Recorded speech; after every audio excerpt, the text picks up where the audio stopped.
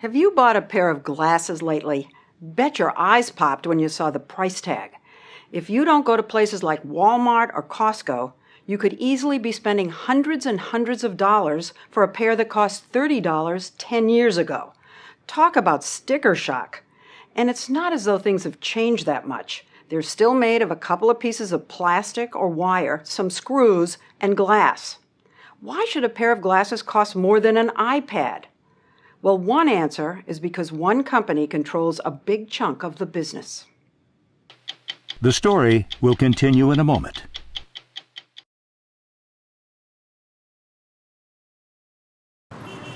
Never has there been so much choice. Ray-Bans, Oakleys, glasses for running and skiing, and even reading. Oh, no. A staggering variety of colors and designers. You'd think the competition would force the prices down. Wow, look at that. One reason it hasn't is a little-known but very big Italian company called Luxottica. If you own a nice pair of specs or shades, they're probably theirs. Luxottica is the biggest eyewear company on Earth. It shuns publicity, but CEO Andrea Guerra invited us in for a look, and it was eye-opening. Do you have any idea how many people in the world are wearing your glasses right now? At least 500 million are wearing our glasses now. Luxottica started here as a small tool shop in Agordo, a dot of a town in the Italian Alps, when frames were still made of mountain goat horns. This was the factory in 1961. This is what it looks like today. Last year, Luxottica made some 65 million pairs of sunglasses and optical frames. They don't make prescription lenses.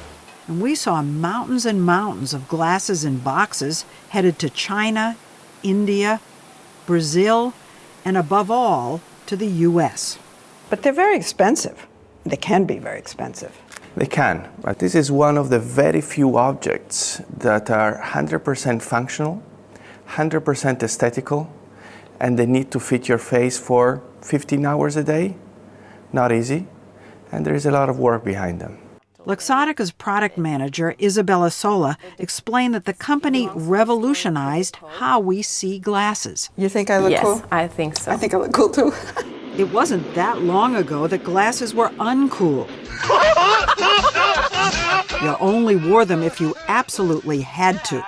I can remember not that many years ago my mother telling me that men will never ask me out if I wear my glasses. I was to go blind if I wanted dates. But Luxottica took this medical device and turned it into high fashion by making deals to conceive and create high-quality, stylish specs for nearly every brand and label you can think of. We have Prada, we have Chanel, we have Dolce Gabbana, we have Versace, we have Burberry, we have Ralph Lauren, we have Tiffany, we have Bulgari. They're not even called glasses anymore. They're eyewear. Do people really wear this? Yes. Once glasses became face jewelry, Luxottica could charge a hefty markup. But you know something? I know that there are some less expensive glasses that look very similar to the very expensive. For example, this is your Vogue line, which is not that expensive. Yes. And this is Coach, which is much more expensive. If two women walk down the street with these on, yes, they almost look the same. almost look the but same. It's almost. It's not the same. Not the same because of details on the frames, like the little Chanel C's, Polo Ponies, or Tiffany Blue. Luxottica wouldn't tell us their markup, but glasses like these can sell for up to 20 times what they cost to make. And all the glasses are designed by Luxottica. So you design thousands of pairs of glasses. That's what I mean. We do, yes. Where does Tiffany come into it? Tiffany comes in at every stage, basically. The fashion houses send in sketches of their new collections as inspiration. And down on the factory floor, you can see the work that goes into differentiating the brands. Plain plastic temples go through a painting machine and come out Versace. Stones are inserted one by one into the Dolce & Gabbana, and leather is carefully threaded for that Chanel bag look. If people begin to know that Chanel glasses were designed by Luxottica, would it change the way they think about Chanel glasses? You know, that would be totally wrong. That would be crazy. But why isn't the Luxottica name a brand name? Are you in any way hiding it? Hiding it? Yeah. Not at all. We're listed. Listed on the New York Stock Exchange, where Luxottica shares are soaring. The company raked in $8 billion last year, but their bestseller wasn't a fancy fashion house label. It was a brand they outright own, Ray-Ban. Originally made by Bausch & Lomb for the U.S. Army, since JFK, nearly every president has worn them, not to mention Tom Cruise in Risky Business. It's like University of Illinois. And Top Gun. But the brand was poorly managed, cheapened, and eventually put up for sale. The Italians bought it in 1999 and had a strategy to turn things around. We stopped selling sunglasses from Ray-Ban for more or less a year. When you bought it, you could buy them for, I don't even know how little money. $29? $29 at the drugstore, at a gas station. Yeah. And you took them off the market. We refurbished everything. And made them upscale. Today, those $29 pairs can cost $150 and more. And Ray-Ban is the top-selling sunglass brand in the world. When Americans go to buy these glasses, I'll bet 99% think they're buying an American brand. It is an American brand. What's wrong with it? I mean, it's an American brand owned by Italians. I think the world is this. It is the world, and we don't realize it. That's the thing. Before I started working on this story, I'd never heard the name Luxottica. Yeah. Which is all the more surprising since Luxottica not only bought Ray-Ban, they also bought Lenscrafters, the largest eyewear retail chain in North America. So now they make them and they sell them.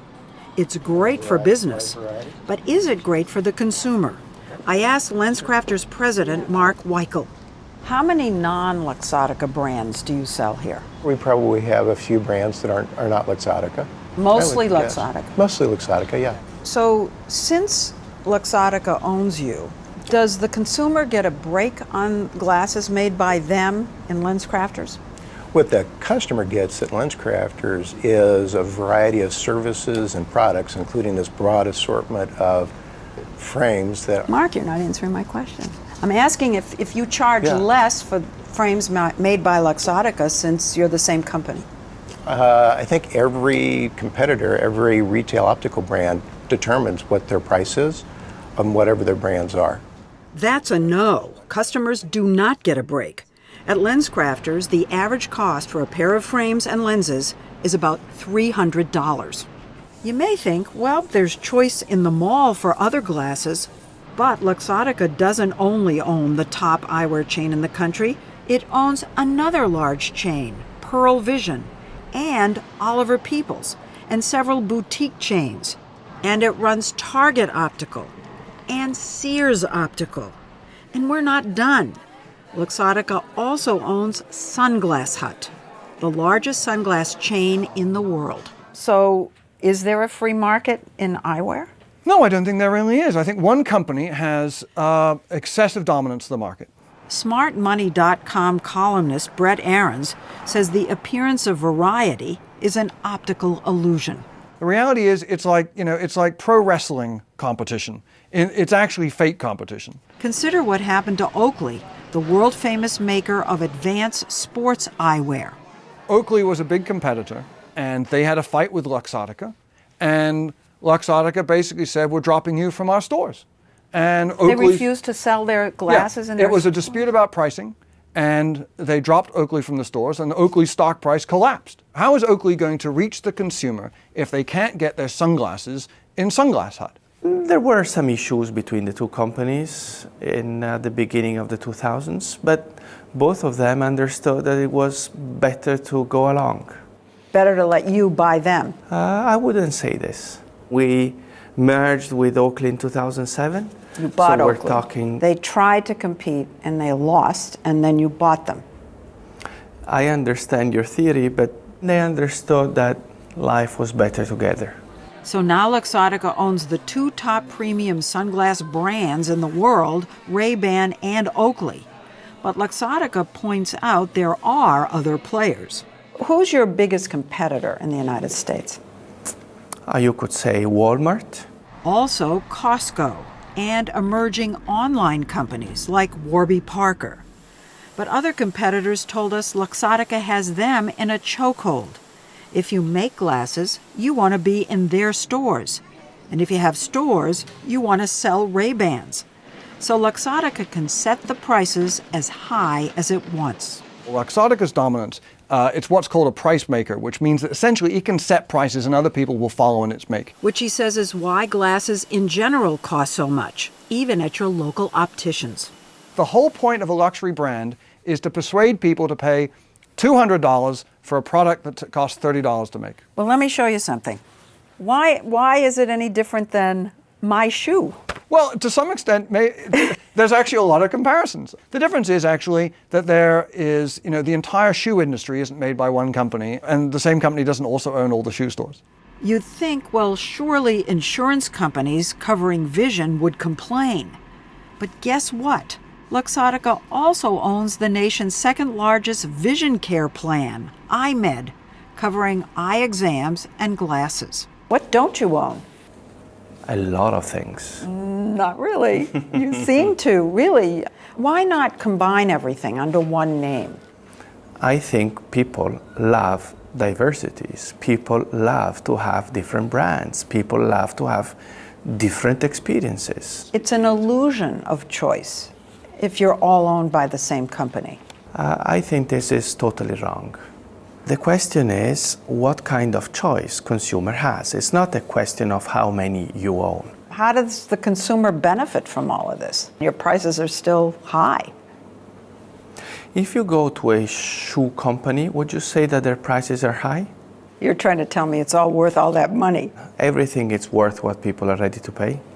And you know what? He's right. It seems people are ready to pay a lot. I bet they cost a fortune. They're not too expensive. They cost almost $400. With prescription lenses, the price could jump to $600 or more.